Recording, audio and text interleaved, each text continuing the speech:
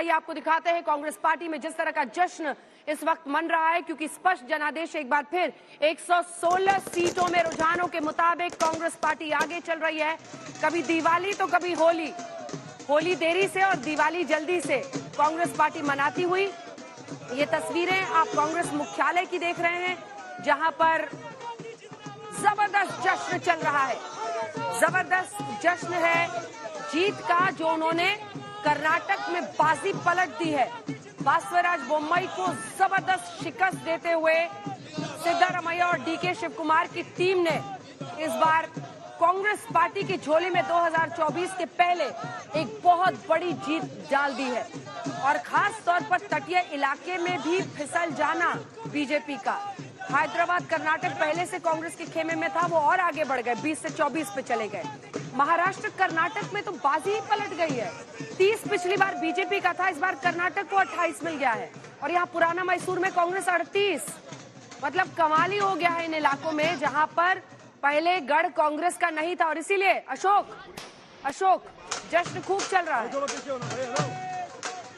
जी अंजना, देख सकते हैं कि पूरे बम पटाखे यहाँ फूटने शुरू हो गए हैं। अंजना, कांग्रेस मुख्यालय में पूरा सेलिब्रेशन है, ढोल धमाके, पूरा सेलिब्रेशन। देख सकते हैं कि तमाम लोग यहाँ पर खड़े हैं और पार्टी के नेता भी पहुंचना शुरू हो गए हैं, क्योंकि पूरी कोशिश की गई थी कांग्रेस के द्वारा कि कर्नाटक में चुनाव जीता जाए। कैंपेन को इसी ढंग से वो लेके गया लास्ट आखिरी तक।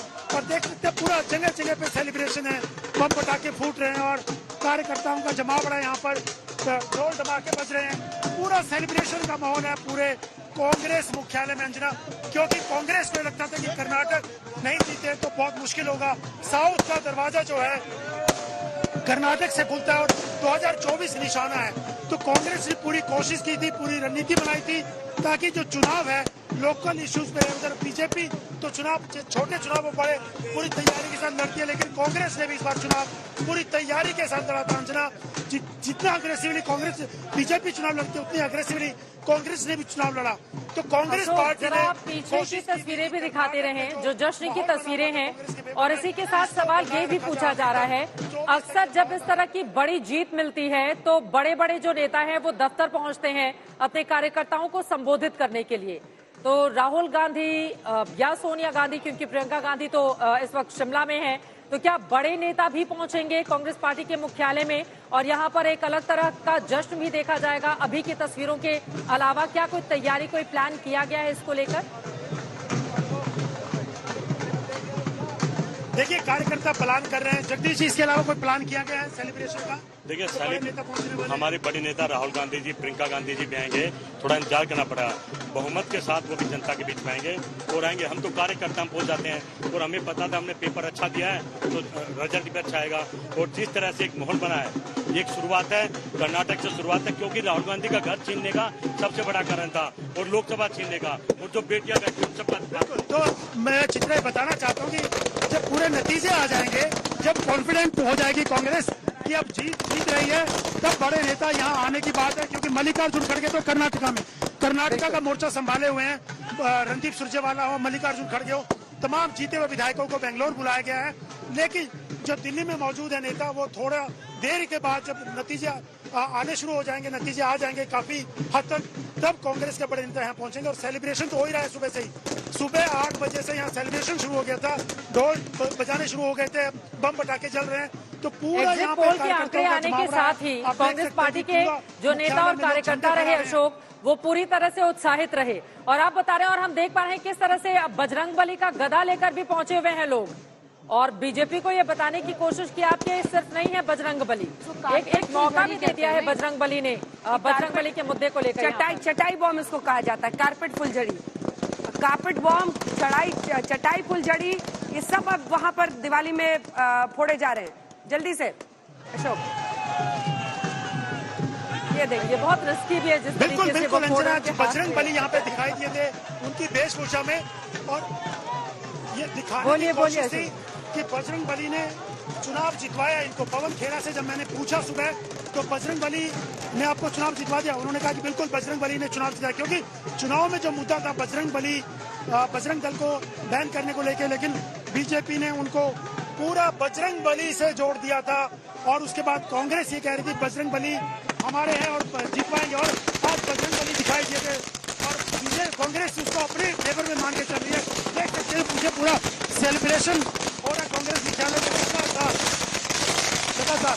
तो कांग्रेस की कोशिश ये थी कि हिमाचल चुनाव के बाद कर्नाटक में भी जीता जाए, क्योंकि साउथ में राहुल गांधी ने जो भारत जोड़ो यात्रा की थी कांग्रेस को लग रहा था उसका फायदा मिलेगा भारत जोड़ो यात्रा का, और लोकल इश्यूज पे चाहे प्रियंका गांधी और राहुल और खुद सोनिया गांधी कैंपेन करने में पहुंची थी। बहुत समय के बाद सोनिया गांधी ने किसी राज्य में जाके कैंपेन किया था ताकि जो एक माहौल कांग्रेस के फेवर में कांग्रेस को लग रहा था उसको आगे बढ़ाया जाए। इसीलिए प्रियंका गांधी ने काफी समय दिया, राहुल गांधी ने काफी समय दिया, सोनिया गांधी ने। मुझे लग रहा है कुछ कार्यकर्ता भी अपने दिल की बातें कहने के लिए बेकरार है, जरा उनसे भी बातचीत कर लीजिए एक बार अशोक जल्दी आखिरी दम तक लेके गए उसको। ठीक है, बहुत सारे लोग आपके पीछे खड़े हैं, वो इस इंतजार में है कि माइक थोड़ा उनके पास पहुंचे, उनसे अगर बातचीत आप कर पाए। बिल्कुल मैं बातचीत करने की कोशिश करता हूं उनसे। कर्नाटक में जिस ढंग से जीत रहे किस क्या आपको लगता है इससे आगे फायदा होगा? आवाज नहीं है इनकी। कर्नाटक में जो माहौल बना है, अभी नतीजे आने बाकी हैं, जिस सेलिब्रेशन हो रहा है, आपको लगता है किस मुद्दे को आप क्रेडिट देते हैं? नहीं, सबसे बड़ा मुद्दा मोदी जी ने खुद बना दिया जब उन्होंने बजरंग दल को बजरंग बली से तुलना कर दी। कर्नाटक की जनता समझ गई कि मोदी जी के पास मुद्दा नहीं है। उन्होंने हिंदू मुस्लिम करने की वहाँ की जो कोशिश की, बजरंग दल को बजरंग बली बनाया।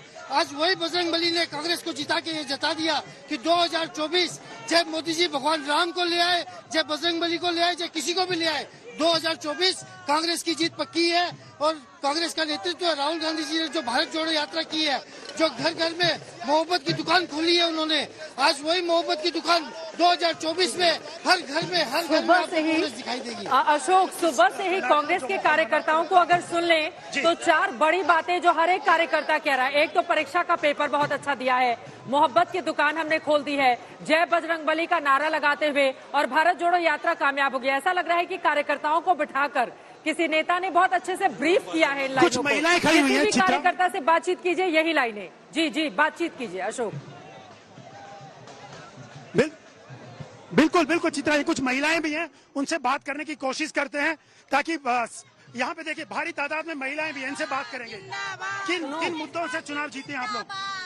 हम ये है कि जनता बहुत परेशान हो गई है, महंगाई बहुत ज्यादा हो गई है, तो भारतीय जनता पार्टी नहीं आनी चाहिए 24 में, कांग्रेस को मौका देना चाहिए।